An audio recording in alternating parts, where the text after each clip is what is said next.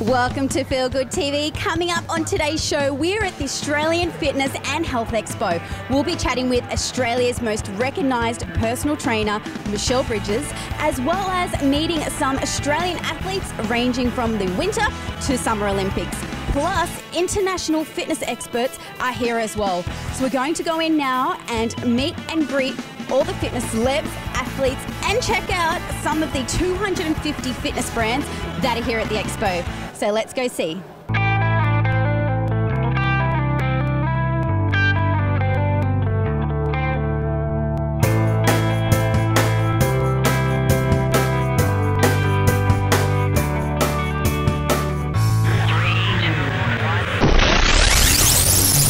Today I'm with one of Australia's most recognised personal trainers. She's also the author of 10 books, has her own DVDs and an online program. Plus, on top of all that, is the personal trainer on the Australian Biggest Loser. So welcome, Michelle Bridges. Thank you, thanks for having me. It's wonderful to have you here today on Feel Good TV. Now, you're here at the Australian Fitness and Health Expo this weekend here in Melbourne. It's one of the most incredible events of the year. Yeah. Where the industry gets to come together. What are your plans here this weekend? Look, I want to get down into that trade show. A girl's got to shop, right? Yes. You know, but sometimes that's not always that easy because when you're like in the industry, as long as I've been in the industry since it was like black and white. Yeah. For years. So you try to get around the trade show, you're going to bump into 1,000 people, and then I've got other people that want to get a photograph or something, which is kind of cool. So I never really get to get much further than say a couple of steps. But you know, it's really nice because the second thing that people want to get is a photograph. The first thing they want is to tell me their story. Yes. Which I love. Yeah. It's so inspiring. I mean, I put a book together of people's stories that have done my program. Oh, really? Yeah, wow. that just came out end of last year because I was getting all these stories from people about, you know, they've changed their life, they've changed their family's life. You know, I mean, it just goes on and on and on. These amazing, incredible, inspirational stories that I actually put a book together. So I'm going to try to get out there. And I want to see a couple of different training sessions. I want to go to a couple of different education sessions as well. Excellent. So yeah, I'm gonna try and keep myself pretty busy. Good, sounds great. The number one step, the first stepping stone, and I say this with all of my clients, has got to be self-belief. Yes. If you don't have that, the rest of those steps ain't gonna happen. Very true. You got to have it because when am I allowed to swear just a little bit? Sure. When shit hits fan, as it always does, and you have the naysayers and you have doubts about your self-confidence and can I really do this? That is the fundamental stepping stone that will keep you moving forward. So that's really a key component to stepping forward, obviously, like you've said. And a motivation kicker, do you think? Yeah. On those days where you're just like, I can't be bothered to get out of bed and exercise today. It's too cold. You know, all those excuses come in your head. And trust you're like, me, I have them as well. Oh, I went to bed late. You know, so having that self-belief. But you just said that you have excuses too. So, totally. Totally. I'm just like Michelle, anybody else. I do not get up at 5 a.m. when it's raining and go, whoa, bring on that 10K run. My name's Michelle Bridges and I love to exercise. Oh, that's good to hear. That is so not me. I'm like, you usually hear in the darkness, you'll hear a moan. Yeah. And you know, of course, I want to hit the snooze button. Sometimes I do. My snooze button is 9 minutes. I know exactly, and then it goes again. And sometimes I'll hit it 3 times. But I get into my robot mode. I pull out my JFDI card. Just freaking do it, Michelle. Get on with it, and make it happen. And you know, like all of us, we get halfway through the workout and we think, this is fine. And then afterwards, you feel great, right? Yeah. So you know, it's all worth it definitely afterwards. Yeah. But you know, the self-belief thing is really critical, and anybody in any industry, whether it be the fitness industry or any other industry, if you're not believing in what you're doing, it's probably not going to stick. Yeah. You got to believe it. You got to believe in yourself and what you're capable of, and believe that what you're doing is right for you. So, have 10 questions. Okay. A bit of fun, okay? Right, I'm ready. They're all fitness questions, all right? Treadmill or spin bike, which would you choose? Treadmill. Cross trainer or rower? Cross trainer. Rowers kill. Oh, you know, I agree. So hard. Every time I think I need to go on the grower, no way. Would you prefer to train alone or in a group? Ooh. I think in a group. In a group? With a heart rate monitor or without one? With, although it's not mandatory. I got addicted to mine for a while there, and I thought I've got to stop this. This is an addiction. So I'm happy to do it with, but I'm happy to do it without. Okay, both. We'll take both for that one. Take a class or play a sport? Oh, I think play a sport. Kettlebell or dumbbell? I think a dumbbell. Swiss ball or Busu ball? Swiss ball. Earphones or no earphones when you train? Ooh, earphone. Indoors or outdoors? Outdoors. And okay, here's a question for you. If you weren't a fitness professional, what would you be?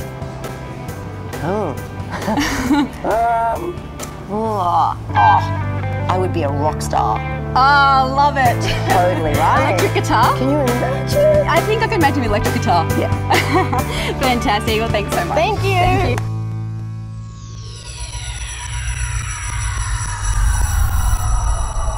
If you're somebody who loves to cook, then right now you need to tune in and listen very carefully because I am with Australia's healthy chef, Theresa Cutter. So welcome, Theresa. Hello, welcome. Yes, thank you. It's so great to be able to sit down and chat to you today.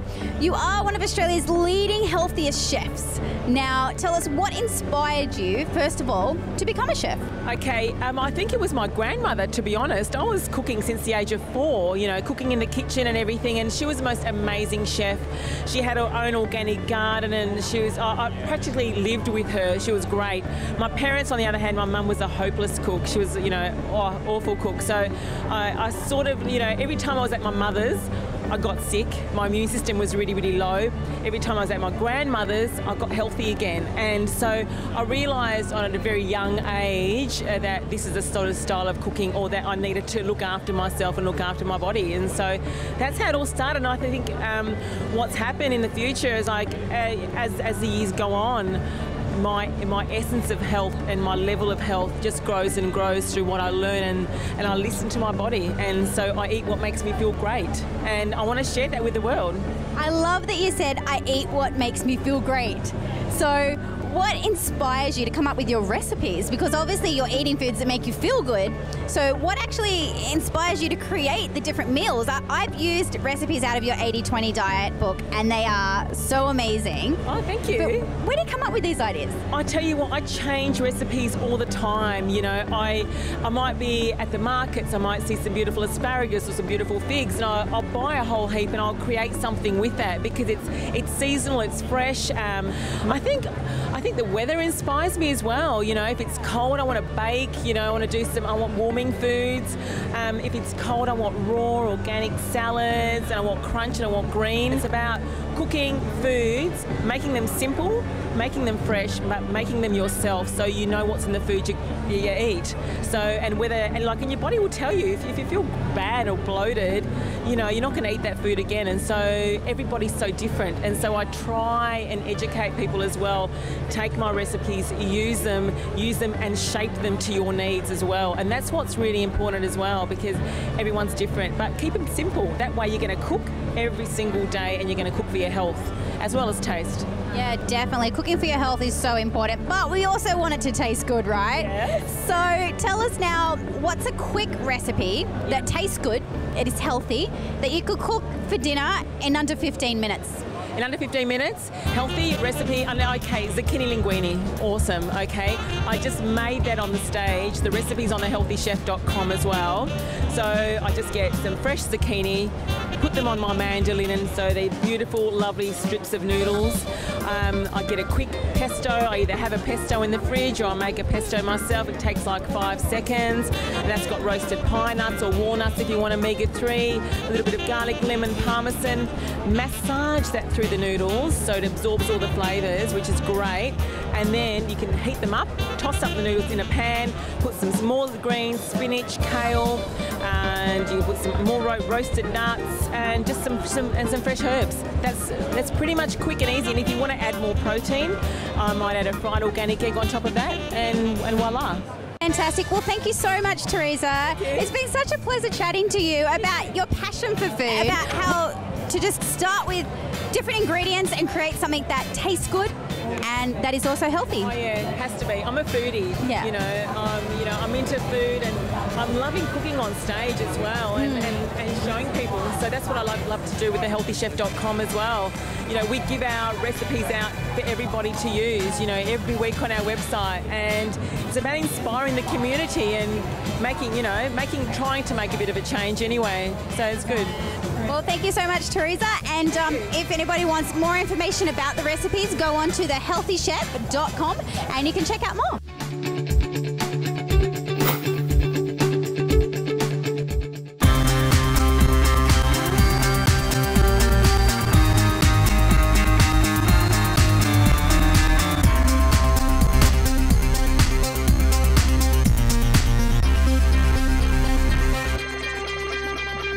So meet the man who squats 900 pounds, which is around about 400 kilograms. Right now I am with Ray Williams, who is here all the way from the USA. So welcome, Ray. Thank you very much. Hey Ray, it's great to have you here at the Fitness Expo this year. You squat 400 kilograms, 900 pounds. Yes, ma'am. Tell us about that. I've always been kind of a heavy squatter, so when I got into powerlifting, there was just another excuse to bend up bars and do heavy weight. How long has it been now that you've been in powerlifting? About 2 years now. I started, my first meet was October the 8th, 2012. Wow, so in 2 years you've managed to break a world record, is that correct? Yes, ma'am. So when you have the squat, bench and deadlift, what's your favorite one and why? Squat, because it's more of a challenge, you know, like, you just got to stand up with the weight, you know, get the proper depth and stand up with the weight. So lovely to chat with you, Ray, and best of luck with your competition this weekend. Thank you, ma'am.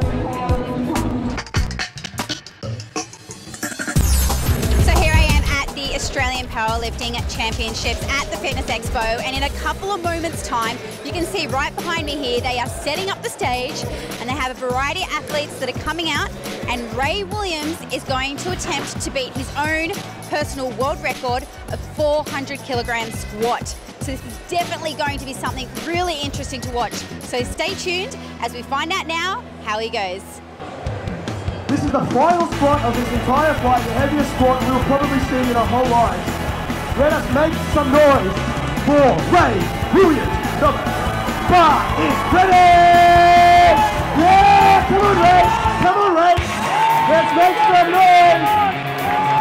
410 kilos on the bar.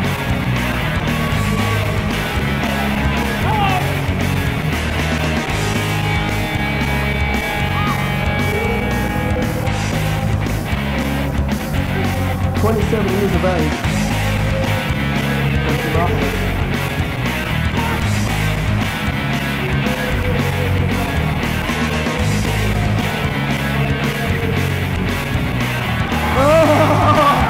Easy, like the ball. What a referee say? Yeah!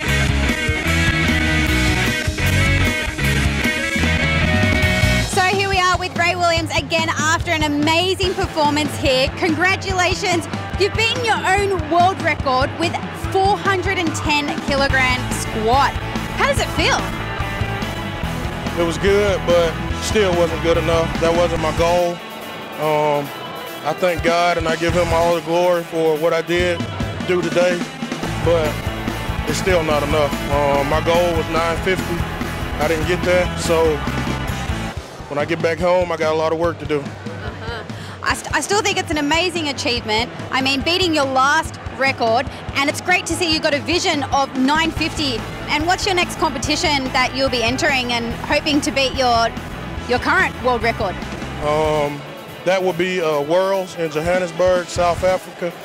I'm looking to represent the U.S. and everybody who follows me and supports me. Excellent. Well, thank you so much, Ray, for your time and also for, coming to Australia and competing here, and we wish you all the best in the future. I just want to say, y'all have a beautiful country. I love it. Hopefully I get to come back again one day.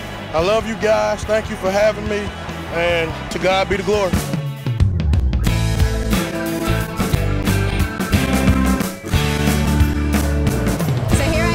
With Australian Olympian Michael Klim. Welcome, Michael. Thank you. Thanks for having me. Oh, it's great to have you here. You're here at the Fitness Expo this year, but first of all, what I want to know is, can you share with us a little bit of background about yourself? You're an Australian Olympian, we know that. Your fantastic achievements that you've had with your swimming career. But tell us now, if anybody's an upcoming swimmer, what are some tips you can give them? Look, I guess I was very fortunate to have a successful swimming career, and for me it was all about the enjoyment and the passion that I had for the sport. So I think whatever it is, if it's, for me it was swimming, and if it's an up and coming swimmer, or even it doesn't have to be sport, but it's, I think, finding that love and the passion and something that keeps you driving forward. So I think that pursuit of to reach the next level is the key. And for me, swimming opened a whole new world in terms of travel and meeting people and finding myself really as a teenager. And so I think sport can open the doors in many ways, and then obviously gave me the opportunity to create my own business as well. So I think for all those youngsters that are just doing laps, and I think enjoying that swimming fraternity is a great thing, but then it can lead to many other things as well. Standing at the Olympics, Sydney being our home ground and winning a gold and a silver medal a couple of times over, yeah? Tell us how that feels. Yeah, I think we're very fortunate to have so many great events on home soil. For me, I couldn't have asked for anything more, really. I had the World Championships in '98 in Perth, and then the Pan Pacific Games in the lead up to Sydney, and obviously the Sydney Olympics, and then just before my retirement, the Commonwealth Games in Melbourne. So, that first night of the Olympics in Sydney when we won gold in the 4x1 freestyle relay unexpectedly, and to look up and see the stand full of Aussie fans going off their heads, it's one of those moments that I'll never forget. And getting a standing ovation when you walk into the dining hall, from athletes from all different walks of life, from different countries, that's probably my standout memory. So, but yeah, I guess it's just it just reinforces the sacrifice and all. No, don't call it sacrifice. I guess the devotion we have to the sport, and to have the results come back is fantastic. I just love it. Just hearing you tell the story again, it gives me goosebumps, because I remember sitting at home and seeing it on the TV, and I was like screaming, go, go, go, and saw you guys win, and it was just like, yeah, it gives me goosebumps. You mentioned at the beginning that it's the love of it, the passion behind it that, really started you in your swimming career, and now you've set up your own business as well, and it's called Milk Co. And I need to ask you a question. Did you choose milk because it's Klim spelt backwards? Yeah, well, no, definitely we did. I mean, obviously Klim is milk backwards, and I think we initially launched a skincare range, and obviously milk lends itself really well for a skincare product. So our brand is now a lifestyle brand, so we offer skincare for men, women, babies. We do some sports nutrition, some snacks as well, about to launch into apparel as well. So the brand is growing, but it's still in line with what I'm all about, and try to, I guess, pass on to the Australian public, which is all about looking after yourself from the inside and out. So if it's through food or skincare or just health and well-being, so that's what milk is all about, and I'm trying to promote here.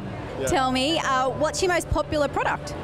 Well, the most popular product would be for us when it's our face moisturiser and sunscreen, which, obviously every guy needs to moisturise. We need the SPF in Australia, obviously, with our harsh climate, so it's a bestseller. You can get it through Coles and Woolies, pharmacies throughout Australia. So that would be our best one, but we also got some protein bars that are, doing really well as well. So that they're, high in protein, low in fat and sugar. So they're probably our two highest sellers. Excellent. Now, people can obviously order online as well, can they?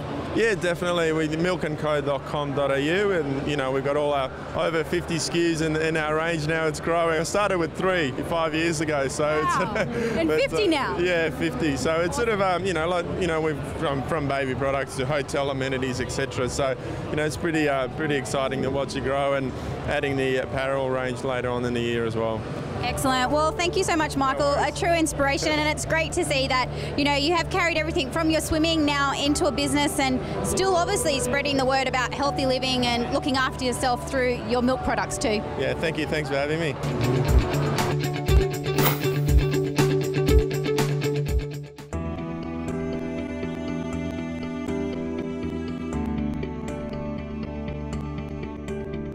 If you watch the Winter Olympics this year, right now you know exactly who I am with. Lydia Lassila, Australian athlete. So welcome, Lydia. Thanks for having me. It's great to be here.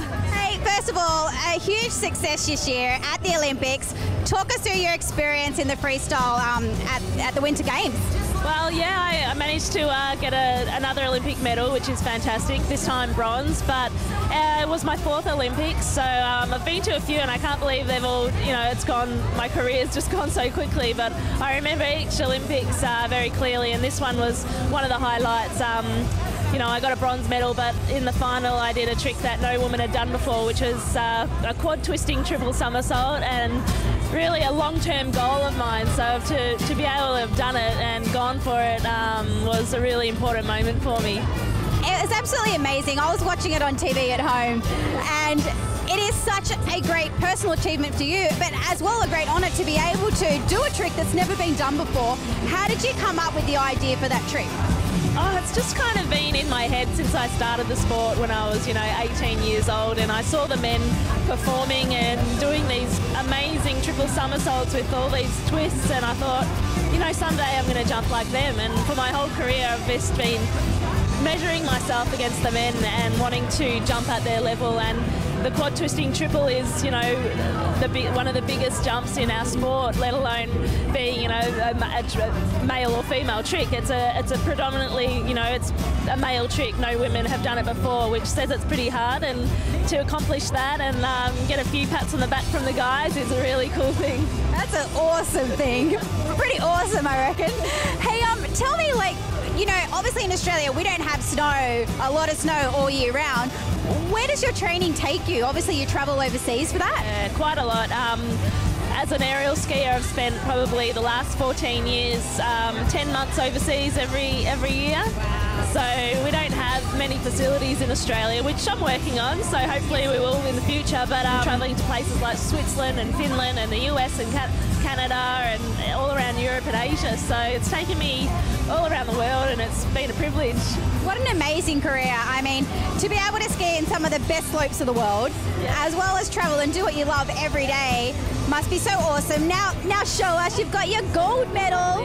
Yeah, you do. I love it. Gold and bronze. Yeah, this is my gold from Vancouver. So obviously, you know, one of the highlights of my career, winning an Olympic gold, has been an important goal of mine as well. So this is the bronze from Sochi. So equally pretty, I guess, and equally as meaningful. You know, it was an important achievement for me to back up another Olympics with a medal, and it's hard enough to do it once. So to have 2 is fantastic. It's amazing. Congratulations on both medals. I mean, tell us, how does it feel when you stand on that podium and you're just like, wow, I mean, I'm in the top 3, you know? Gold and bronze is just such an achievement.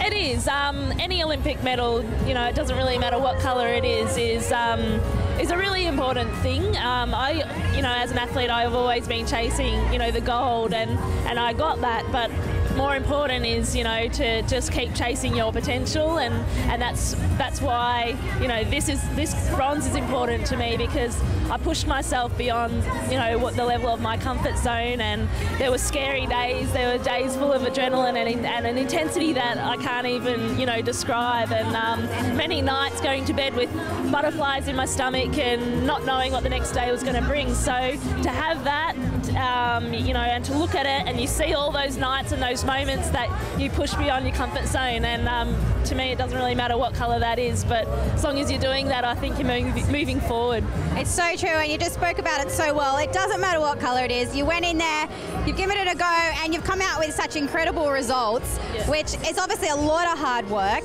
and a lot of training involved too. Well, thank you so much. It's been so great to chat to you about your career and your life, and best wishes and congratulations again for everything that you've already achieved. Thank you very much.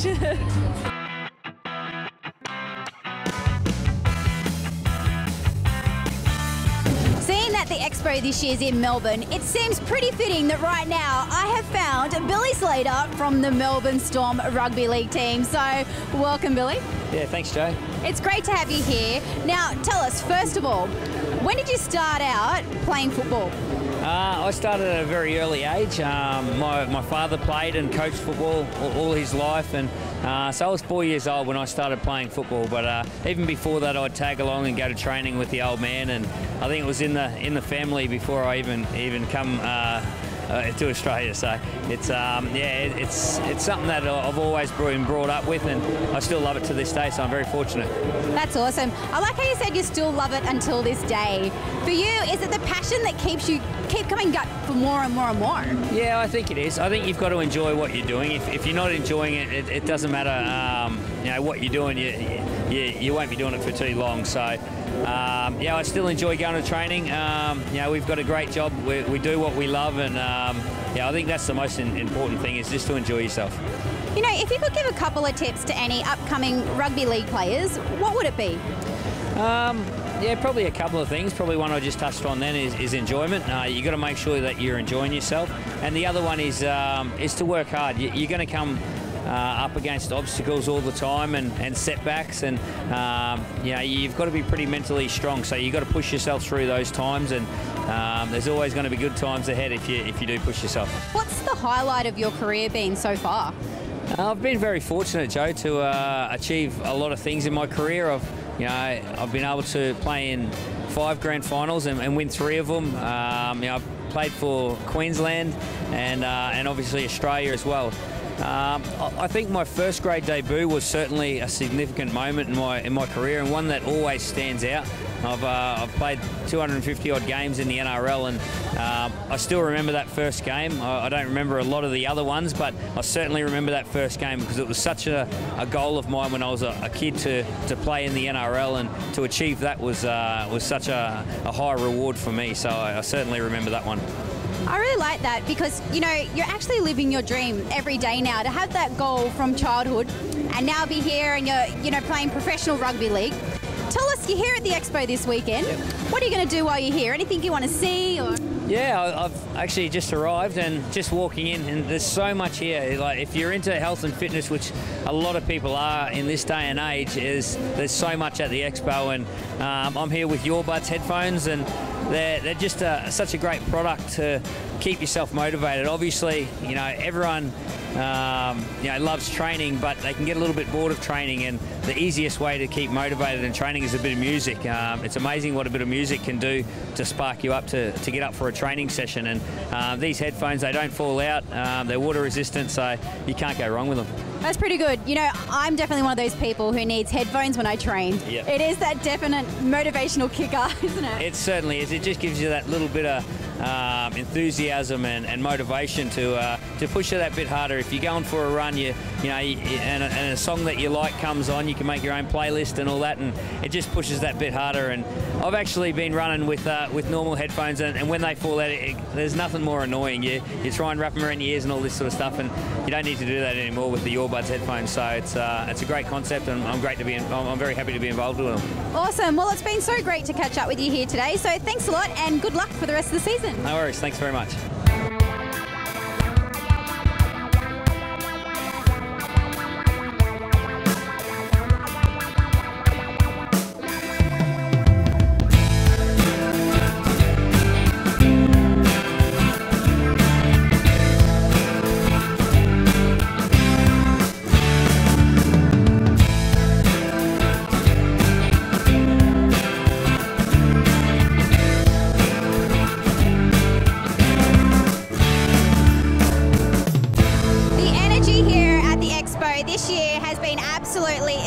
electrifying. It's been great to catch up with fitness celebrities and athletes, as well as check out all the latest fitness products that are available. Well, that's a wrap for another year here at the Australian Fitness and Health Expo, and we look forward to seeing you next time.